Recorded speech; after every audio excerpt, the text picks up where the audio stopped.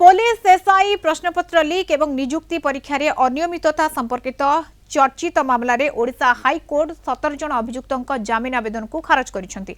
विचारपति justice Gauri Shankar Satpathy को नहीं गठित खंडपीठ एही निर्देश देइछंति। हाईकोर्ट कहिसेंति जे प्रश्नपत्र लीक भली कार्य केवल आईन भंग नुहे बरं योग्य एवं मेधावी प्रार्थी भविष्य को क्षतिग्रस्त करी समाज खराब प्रभाव पकाई थाए।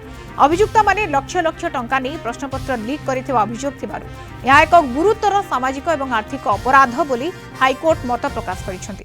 मामलार तदंत एबे मध्य जारी रहितबा बेले सीबीआई संप्रति एक सप्लीमेंटरी चार्जशीट दाखल करिछि। तेणु अभियुक्त मानकु जमीन देबा पई एही पर्याय रे कोनोसी युक्तिसंगत कारण नथिबा हाईकोर्ट कहिसेंति। स्वास्थ्यगत कारणरू अंतरीण जमीन रे थिबा अभियुक्त मुन्ना महांती जमीन अवधि को वृद्धि करा जाई नाही।